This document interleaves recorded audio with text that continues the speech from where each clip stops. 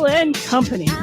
Yes, it is another version of Bell and Company here, another show today. Here we're on the live on IntellectualRadio.com. I am Mario J. Bell. I have a guest in the studio with me, Mr. Vlad. Hey, Vlad, how are you? Good. How are you? Good. And we always have my co-host slash, what do we call you?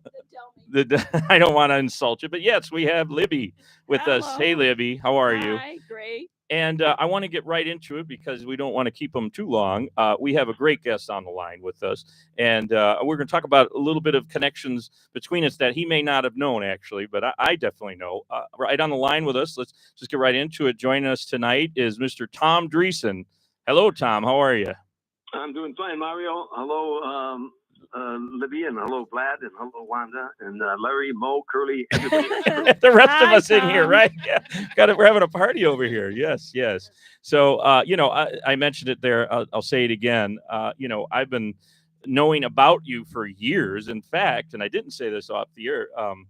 My parents' wedding photos were done by one of your relatives. So I've always heard stories about you just because of that. And then also, I'll just get right into it right at the top. How we have some connections is one of your good friends is married to my aunt, or was married to my aunt, I should say. So talk about a small world, though. I would have never known that when I was a kid, that, I was kind of sort of friends with somebody, not directly, that's, Right. A legend in the business. Oh, he is. Totally. So glad to have you on. Thank you so much. You know how I became a legend? All my critics are dead. Oh, boy. No, I mean, Libby wanted to quote some of the jokes, but we get to that down the line. But yes, I mean, it's you have one heck of a story, and it started out basically in the suburbs of Chicago. A lot of people, I think, wouldn't even realize that like South Holland and Harvey are not part of the city. It's so close, but you're a native of Harvey, Illinois. Yes. And the reason that you know that is because I mentioned it so many times. When I first started out in show business, when I was brand new, I'd been a comedian about 6 months. A guy named Irv Kupcinet was a columnist in Chicago. He had a called Cups column in the Chicago Sun-Times, and he also had a TV show called Cups Corner, and the subtitle was Caught in the Art of Lively Conversation. And he brought me on the show because I was brand new with a senior comedian named Jack Benny, who was from Waukegan, Illinois. Yes. And a famous comedian. And I was a big fan of his for a reason. I've always thought that an artist, a person is an artist in any endeavor, when they make their work look, one word, effortless. Frank Sinatra made singing look easy. You will be my music, you will be my song. You say, oh, I can do that. No, you can't. He just made it look like you could. Jack Benny made comedy look easy. He made it look effortless.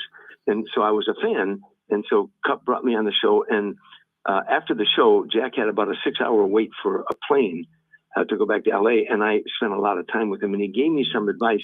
And I never forgot.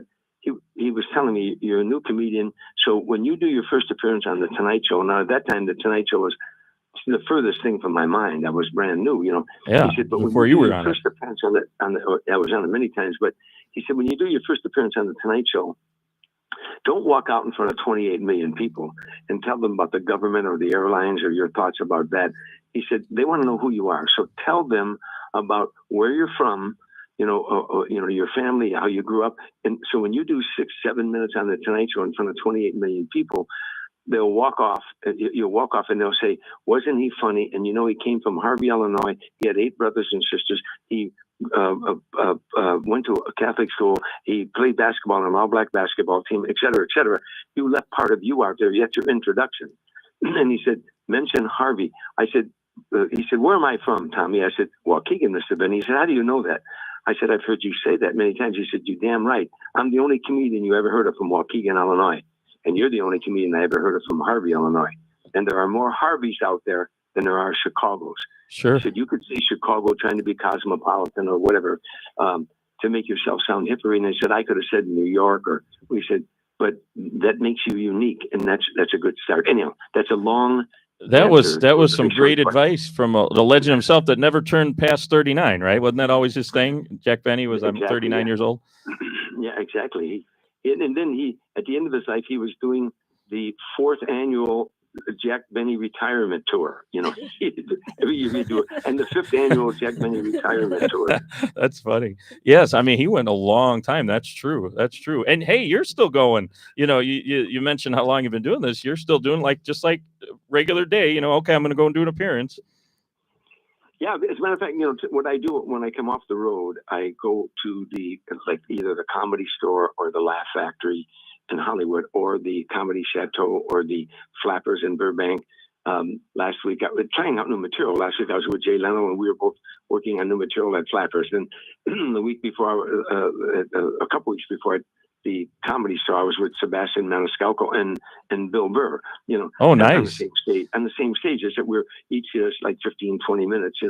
So I still do that all the time to stay current with the young audience. And then plus, as you know, I tour the nation with a 90-minute show called The Man Who Made Sinatra Laugh. Yes. It was a night. And now I'm in Chicago. I'm doing it at the Den Theater, but I'm calling it From Harvey to Hollywood. But it's stand-up comedy. But then I go to a bar on the stage and I tell some funny stories, and the lights, and when the audience is laughing, all the lights go out, and on the screen, Frank Sinatra starts singing to me behind the bar. It's 2:45. There's no one in the place except you and me. He's doing that song. Oh, that's great. My baby. And then when he goes to the chorus, he goes off screen and the spotlight hits me, and now I'm in a bar and I've come home and the audience is in a bar with me. And I tell them the first time I heard that voice, I was 10 years old, shining shoes in a bar in Harvey, Illinois, and he was on the jukebox. And then I take the audience from that little boy from Harvey, Illinois, hearing Frank Sinatra on the jukebox, to one day carrying his coffin out of a church in Beverly Hills, California. Yes. So I take them on that journey, and it's my journey, and I have them laughing. It's a lot of laughs, but I have them in tears at one point when I take them to the funeral, and then I close with a funny monologue, and then at the end of it all, I toast them all, and I say with Jack Daniels, which was Frank's drink of choice, and I say thank you, thank you all for coming, and I wish for all of you what Frank Sinatra wished for you. The very last song he ever sang is that the best is yet to come. And I say, good night, everybody. And Frank is singing, the best is yet to come, as they're leaving the theater. Oh, that's awesome. Boy, you need a bigger theater than the Den Theater, I would think. Are you going to keep coming back to Chicago then with it, I hope? You know how many times I've appeared in Chicago with that show? Probably 10 times. I've done it all over the city of Chicago, from the north side to the south side. But yeah, I'll keep going back as long as they keep coming to see me. Well, I hope so. Yeah, I heard there's still a few tickets available, but definitely that's coming up. You're at the Den Theater in Chicago, and that's in May. What's the date on that? I don't have it in front of me now. It's May 11th. It's a Saturday, and we did something different.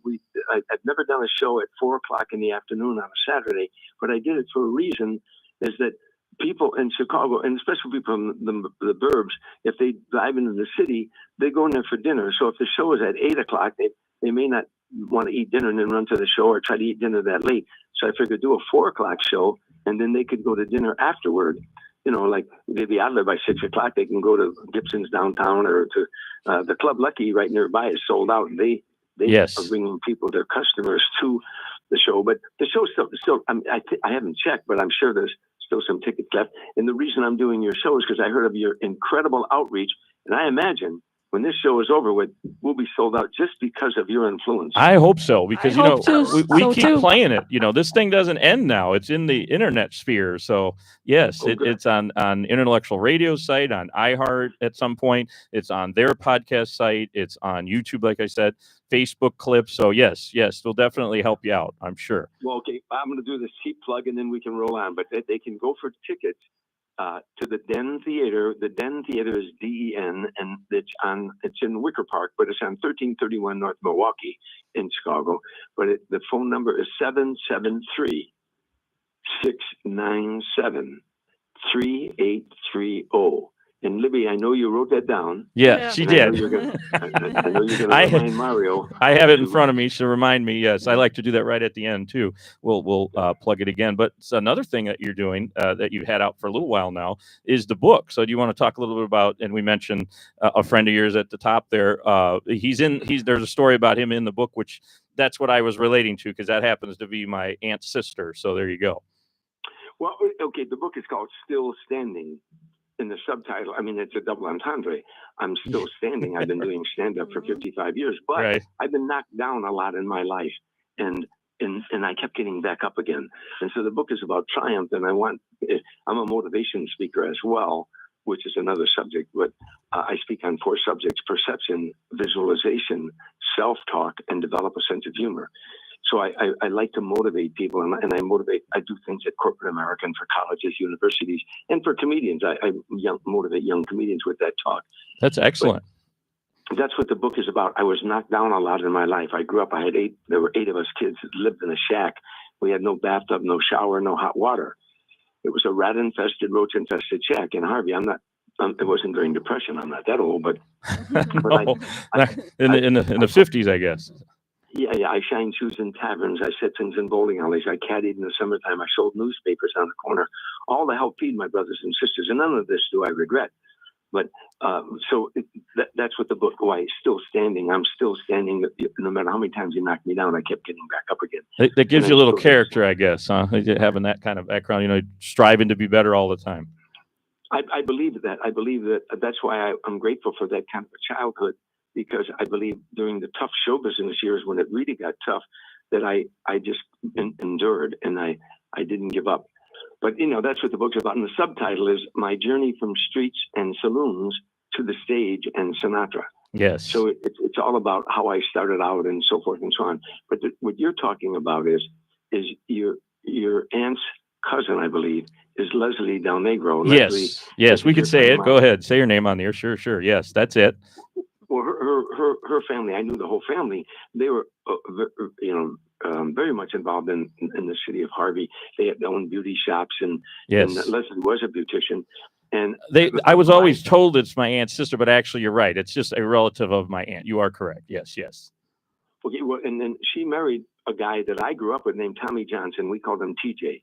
He was raised on the streets like me. He had a real tough childhood, and had problems and struggled and ended up getting in trouble with the law.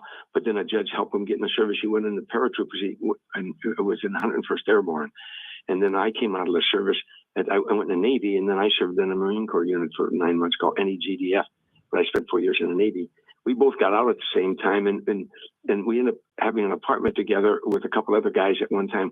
We were just street guys, and he married Leslie Del Negro, and was my dear friend. Now, I've seen pictures of you guys in Palm Springs, I think it was. So I'm guessing it was at Mr. Sinatra's house. We'll talk about him in a second, but I've seen those pictures, by the way, just so you know. Yeah, and that remind me to tell you that funny story too at Frank Sinatra's house with the President of the United States and what Tommy said. But anyhow, he was my street buddy. He was one of those kind of guys that you knew that no matter what happened, he'd jump in front of a bullet for me. He was my street buddy. But when I first went in the show business, he didn't want me to go in show business. He never told me that, but he didn't want, because he felt that I was going to leave the neighborhood, and he was right. Him and I used to do comedy routines together at bars and parties and stuff. I never thought I was going to be in show business, but when I went into show business with Tim Reed, then Tim Reed and I became America's first black and white comedy team. Tommy was rather envious of that, but I didn't know that. And he started to get real irritable with me every time I was with him. And we almost went to blows a couple of times. And it really bothered me because he was my buddy. And then one night we had a confrontation. He was drinking pretty heavy at night. And the next day he came over to my house and he told me, he said, I almost threw a punch at you. And I'm so glad I didn't. He said, I would have cut my arm off the next day if I'd have done that. He said, I got to be honest with you. I know you, and I know how dedicated you are to things, that you're going to make this show business thing work, and you're going to leave this area, and you're going to leave me and all your friends on. He said, and that bothered me. He said, but now I'm going to become your biggest fan. And he became my biggest fan. Now, years go by, I struggled. The comedy team broke up. I struggled, and now I do my first appearance on The Tonight Show, and my whole life changed. All of a sudden, I'm doing Dinosaur, Merv Griffin, Mike Douglas, Johnny Carson, Midnight Special, Rock Concert, Soul Train, American Bandstand. I'm doing all these shows. That I was the only white comedian to ever do Soul Train. So I'm doing all these shows. Sammy Davis Jr. sees me, takes me on the road, and then takes me to Las Vegas, my very first time. I had never appeared in Las Vegas before at that time, and now my name is on the marquee with Sammy Davis Jr. So I invited 3 of my buddies from Harvey, and one of them being Tommy. We called him TJ. Wow. And they come, and after opening night at Caesar's Palace, we walk out of Caesar's Palace, and we're going to walk up and down the strip, me and a couple of my buddies and TJ. And all of a sudden, I look around, he's not there. And I said, what happened to Tommy? Where'd TJ go? I look, and he's down there looking at the marquee of Caesar's Palace, and it's got Sammy Davis Jr. and Tom Dreesen. And I walk up there, and tears are rolling down his cheeks. And this was a tough kid. I'm telling you, like I said, it was in 101st Airborne. I never saw him cry. Tears are rolling down his cheeks. I said, Tommy, what's wrong? He said, don't you get it? Don't you get it, man? If your name is up on that marquee, the whole neighborhood is on that marquee. All of Harvey's on that marquee. Yeah, I agree. He was choked up, and that's why I put him in the book. It really touched me deeply that day, that just how much our effect is on the people that we grew up with, and why I never lost touch with those people back in Harvey. You know, that's great story. What a small world that I know about. I'm crying over here. I mean, yeah, that's amazing. Yeah, and you made it. You definitely made it. I mean, Caesars, L.A.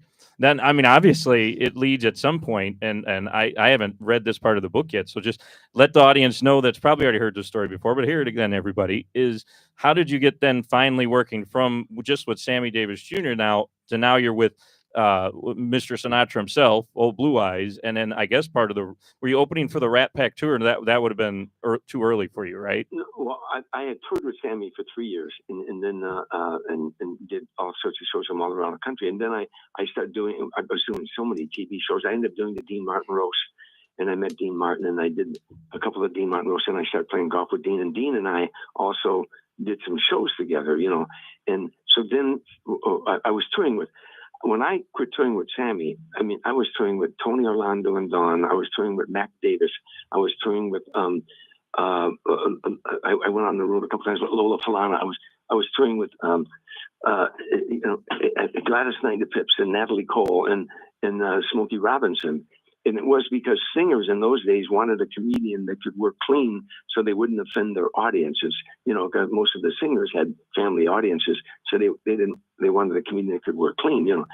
And so makes sense. I was doing that. And when I was touring with Smokey Robinson, we were at Caesars in Lake Tahoe. And Frank Sinatra was appearing at Harrah's.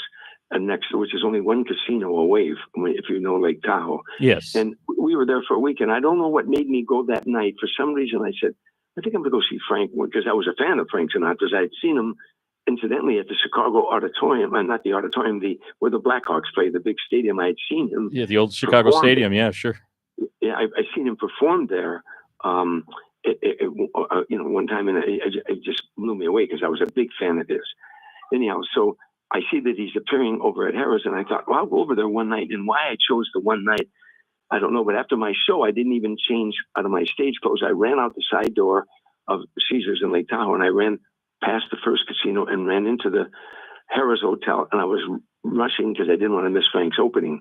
And I was rushing into the showroom. They had already set me up because I had worked at Harrah's before, so they set me up with a table and all that stuff. So anyhow, I was running in, and the vice president of Harrah's Hotel was out in front with a big heavyset guy with a cigar. And he said, he saw me, and he said, his name is Holmes Hendricks, and he said, Tommy, come here. And I reluctantly went over because I didn't want to miss Frank's opening. And he said to this big heavyset guy with a cigar, he said, Tommy, this is Mickey Rudin. Well, I recognized the name. That was Frank Sinatra's lawyer and a very powerful guy in Hollywood. So he said, Mickey, this is Tom Dreesen, and I think Tom would make a great opening act for Frank Sinatra. And the lawyer got a pained expression on his face, like he heard that a million times. And he winked at the vice president of the hotel, and I caught the wink, and he looked at me. He said, hey, kid, if I gave you a week with Frank, would you want more than $50,000? I said, Mr. Rudin, put it this way. If you gave me a week with Frank, would you want more than $50,000? Yeah. Wow. That's amazing. I like this kid. Yeah. He said, I like this kid. And then a week later, they offered me a week with Frank Sinatra at the Golden Nugget in Atlantic City. And I thought, yeah, I'll take the gig and I'll try to get a picture taken with him, and I'll hang in every bar back in Harvey in Chicago. Right. And then that'll be it. But the second night I was with him, he and his wife Barbara took me out to dinner, and I can remember like it was yesterday. he was in the middle of the meal, and he was sitting across from me, and he set his knife and his fork down. He said, "I like your material, and I like your style. I'd like you to do a few other dates with me if you're interested." And I didn't say, "Let me check my calendar." I said, "Yeah." Said, when can I be there, right? It turned into 14 years in 45, 50 cities a year, a friendship that I'll never, ever forget. I stayed in his home 6 times a year. He became like a father to me toward the end of his life, and I miss him every single day of my life. Man, that is an awesome story how that happened. And it wasn't like agents weren't talking to agents. You just happened to be with. You were already working with one of the Rat Pack, obviously, and then it goes to that. That is great. Did you have opportunities? I'm a little younger. I'm going to be already 50, but still younger. I don't know for sure that you were working with them when they would come together later in like the 70s and 80s. Were you with the Rat Pack at all? Yeah, well, I was with Frank for 14 years. When he got Sammy and Dean to join him again, they went out on some concert tours, but Dean only stayed a couple shows, and he and Frank had disagreements, and he left. but I didn't work with them, in those kind of situations. I did charities with them when the three would do something like that, but I didn't go on the road with them because they didn't need an opening act. They were, Sammy would come out, and Dean would come out, and then Sammy and then Frank, or sometimes it'd be Sammy, then Dean, then Frank. But that was way too much show. Frank Sinatra really believed 90 minutes was enough. 90 minutes, it was enough for a show. And anything after that, he said, "You're ego tripping." But he liked to always leave them wanting a little bit more. That makes sense. That's good strategy for getting everybody to come back, right? And he didn't probably need to do that. People came for years. I mean, I missed out. I'm really sad. It was sold out right before I was able to get some tickets. He was here at we'd been big theater he was playing at, not Chicago Stadium. It was already gone, but I'm just trying to think one of the last appearances he did. That was when I was supposed to be at. I missed it. Can you believe that? Well, I did. I worked with him at the Erie Crown Theater. I worked with him at the Auditorium Theater. I worked with him at the Rosemont Horizon. I worked with him at the New World Theater. What other? We came back every couple of years. Came back to Chicago. I worked with him at the Chicago Theater. Oh, you know what? I think it was the Chicago Theater one, actually. That sounds familiar. This is like in the, right before he got ill there, and what would that have been, like the mid-90s, like 95, 94, somewhere in there? No, it would have been a little before that. The first time I worked in the Chicago Theater, it was 1984 or 5, which was really exciting for me because when I was a little boy, shining shoes and Harvey, once in a while I would take the IC train downtown with my shoe shine box, and I'd go by the Chicago Theater. There's a little alley there. And I would try to shine shoes of people that were either waiting outside before they went into the theater or coming out for intermission. And for me to go back there, and I used to look at the names on the marquee and all that stuff, but for me to go back there and be appearing there with Frank was just, that little shoe shine boy. It was just amazing. It was surreal. And the best part was, I would do my show, and they'd take an intermission, and then Frank would walk out at the Chicago Theater without an introduction. He'd just walk out, look at the crowd, and he'd say, "This is my kind of town, Chicago is," and the crowd would go wild. Oh, that's great. Cheer and cheer and cheer. Yeah, it was really exciting. Well, it wasn't the Chicago Theater that I missed, and I don't remember where he was at before. It was like one of his last shows too. It was one of his last times in Chicago for sure. Like I said, in the 90s. I can't remember where it was, but anyway, doesn't matter. It's just great stories, and you were there. That's all that matters. You got to be there. That's great. And you, when you're the opening act for a show like that, you just mentioned it, but I just want to be clear. You don't end up like emceeing it as well and announcing him. He just kind of came out on his own then? Well, it depended. Some venues, we did 20,000 seat arenas. In Hawaii, 40,000 seats. He would oftentimes take an intermission after my set, after my show, or sometimes he'd come out right on top of me. In Las Vegas, if we worked Vegas, Tahoe, Reno, Atlantic City, I would do my show. When I'd say goodnight, everybody, I'd exit stage right. He would enter stage right. We'd crisscross, and he'd get to center stage and call me back out for another bow. So it just depended on the venue and what he felt that night. We did it different so many times. How did you like being in Vegas with him when he had already been huge, obviously? And then now you're touring with them. And what was the Vegas shows like with just you and then Frank Sinatra, not the Rat Pack people coming around? Oh, I was under contract to 7 different hotels with them: the Golden Nugget downtown, the Riviera, the Sands Hotel, the Desert Inn, the Valley Grand, the MGM Grand, and the Riviera. It was 7 hotels, and that was always. First of all, Frank Sinatra was Las Vegas. I didn't want to say it. I'll let you say it, but I lived there for 4 years. I know all about it. I mean, everything. You go anywhere, you see a picture or something dedicated or a dish, named after him. So that's yeah. And for a reason, Mario. Here's what was Vegas about when in the early days? It was all about gambling, strictly about gambling. When the wise guys owned those hotels, and before corporate America, took over, all they cared about was how much money was gambled. They call it the drop. They'd say, "What was the drop last night?" You want to see the show? Go see the show. You want dinner? We'll take care of your dinner. But how much money was gambled? The drop was so important. And that was their terminology. What was the drop last night? When Frank Sinatra appeared there, the drop was enormous, 10 times more than any other artist. For some reason, Frank Sinatra drew the high rollers. He drew the players. At one time in Atlantic City at the Golden Nugget, one real estate guy lost $750,000 one night. He was a real estate guy from Miami. He lost $750,000 one night and $850,000 the next night. One Sinatra fan, and we were there for almost a week. One Sinatra fan lost $1.5 million. One fan. That's just one guy. And at the Golden Nugget, many years later, Danny Schwartz, and I can tell the story because it's in the Guinness Book of Records. He was a Sinatra fan and a friend. He lost $5 million in one night. Oh, one Sinatra fan. Jeez. That's why Las Vegas loved him, because every hotel he went to, not only did that sell out, the hotels around it all sold out. I bet. When we went when I went with him to the Golden Nugget downtown, he stayed there 2 years. We performed there for 2 years. Then he went back to the Strip. When he went back to the Strip, all the hotels had signs, "He's back." They had shirts, "He's back." Sure. He once sold out Caesar's Palace for 2 weeks, and all the marquee said was, "He's here." I didn't need to say more. That's awesome. That's right. That's awesome. I love those stories. I love that you were part of it. That's what's really cool. That you actually experienced it. You were there. You were in the opening act. I mean, what could be better, right? Mario, let me tell you what it's like to open for Frank Sinatra in a 20,000 seat arena. Let's just pretend it's you and you're going to do this. Okay. Say it's Nassau Coliseum or whatever. Mm-hmm. There's 20,000 people out there, and it's 5 minutes now before you're going on. And I tell you, Mario, here's what I want you to do. There's 20,000 people out there, and it's not proscenium. They're not all in front of you. They're around you in a circle. So you're in the middle, and there's 20,000 people to your left, to your right, to your back, and to your forward. 20,000 people.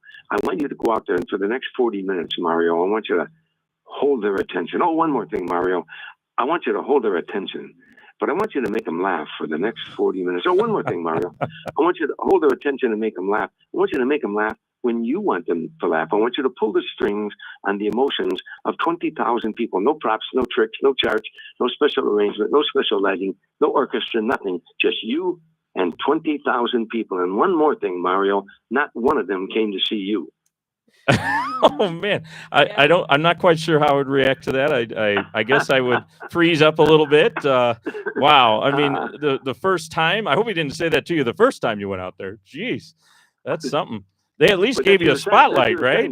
That's your assignment. When you work with him, that's your assignment every night. However, I was fortunate that before I went to Frank, I had toured with Sammy, and I toured with Smokey. I toured with people that drew 3,000, 3,500. I mean, I was co-headlining sometimes with different other singers, or we did combination of us. We would draw that, but with Frank, he was the draw. And fortunately, when I got to him, I had really had stage presence and experience. However, I didn't have experience with 20,000 people and also 40,000 in Hawaii. Because as a comedian, any comedian listening to this knows that there's a totally different dynamic in an arena of 20,000. If I said to you tonight, Mario, I want you to go over to the Laugh Factory in Chicago or whatever, and I want you to do a 30-minute set with your material. And you went over there and you did very well in front of 150, 200 people at the Laugh Factory.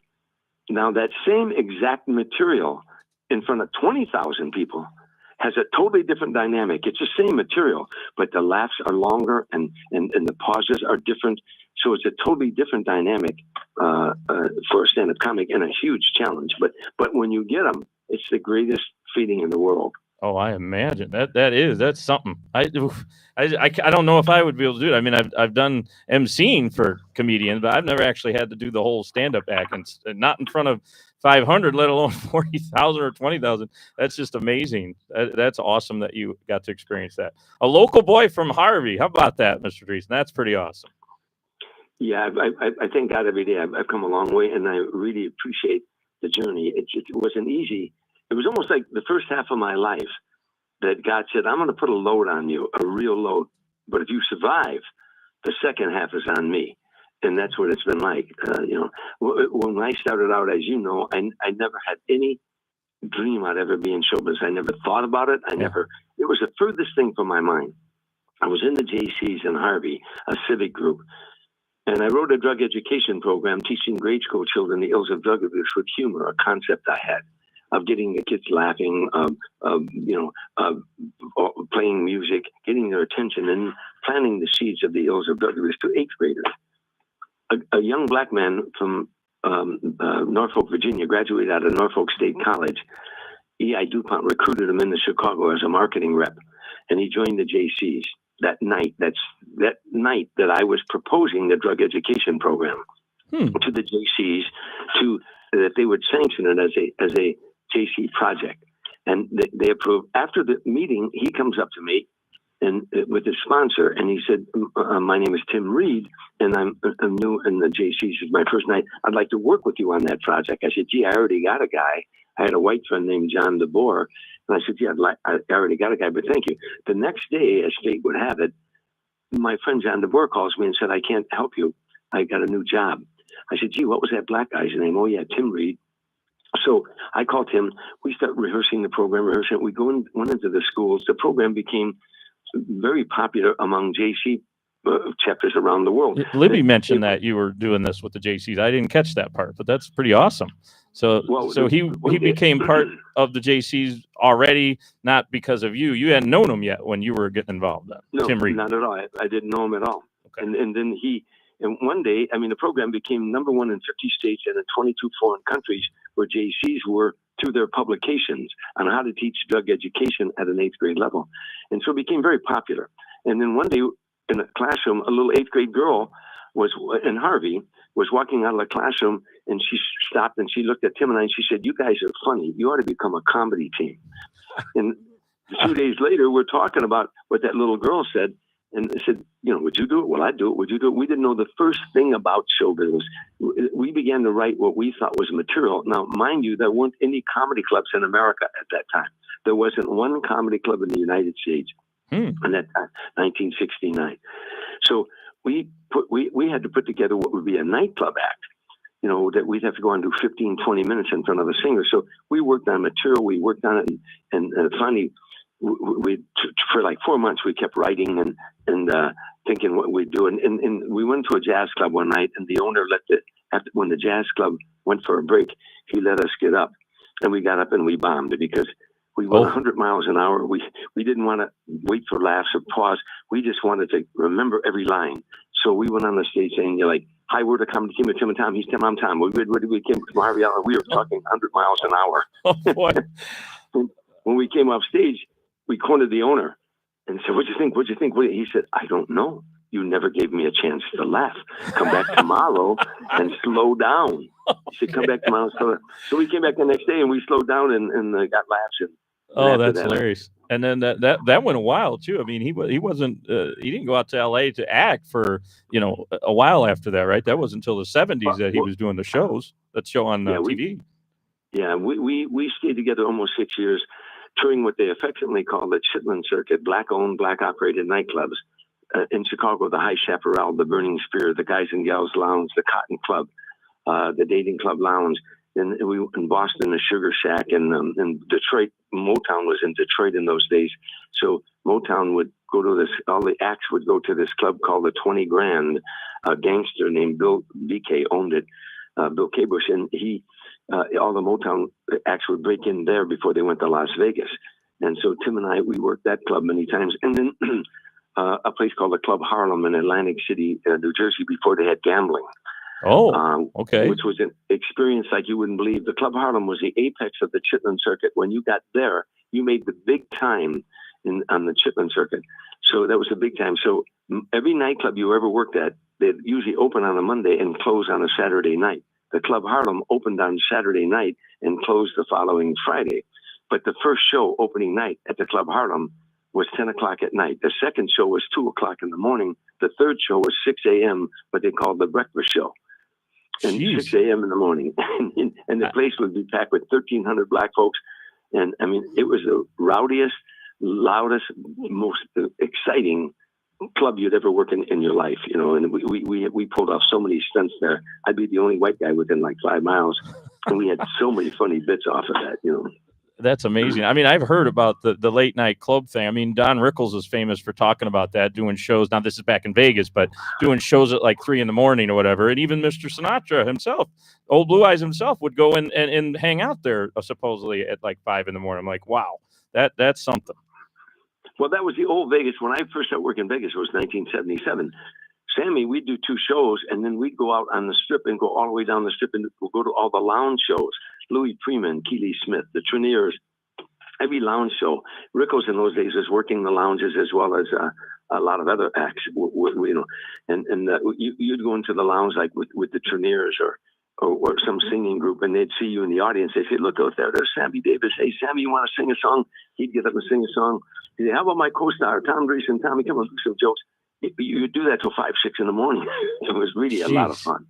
Amazing stuff. Boy, you've done a lot, let me tell you. And you're still doing more. You're coming here to the Den Theater, and you're doing that on May 11th. So, I mean, they can still see you, Mr. Tom Dreesen. That is so awesome.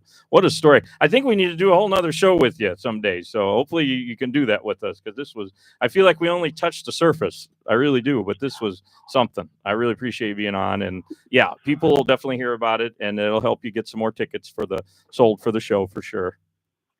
Well, I'm counting on you, Mario, and I'll tell you what, I'm holding you personally responsible. If it's not sold out. I was waiting for you to say something like that. Okay, well, we'll do our best, let me tell you. It's not like we won't promote it. Don't worry about that. So it was a pleasure having you on, really. Thanks for taking the time, and I'm hoping to actually get to that show on the 11th and meet you in person. So hope I can make it there. That's for sure. If you do come there, all you have to do is ask for my road manager, Brandon, and tell him that I'm expecting you, you know. But I want you to know I only did the show because of Libby. I'm going to be honest. Thank you. Libby loves you. All right. He's a legend. I like this man. Yeah, no, that's really great. Funny. Thank you so much for being on. Everybody, that was Mr. Tom Dreesen. Again, he'll be in Chicago at the Den Theater on May 11th. Of course, go get his book. And, you know, hopefully he tells some of these stories, a few short stories like that in his act, because that's just amazing stuff. Thank you so much, and appreciate you being with us. And that's it for our show, too, everybody. So thanks for listening. We'll be back next time with another show. Actually, we'll be back a little later with a new guest that was sitting here. We didn't want to interrupt, but he'll be back with us for the next section of the show. So again, thank you, sir. And we'll, like I said, we're going to do our best to be over there on May 11th. Okay, Mario. Take care now. As they say in Italian, ci vediamo più tardi. Yes, very good. Thank you, sir. Thank you. Bye-bye. Okay, thank you. Bye-bye. And you have been listening to Bell & Company. That's Libby. We have Vlad here and Mario J. Bell. And we'll be back for our next segment after this.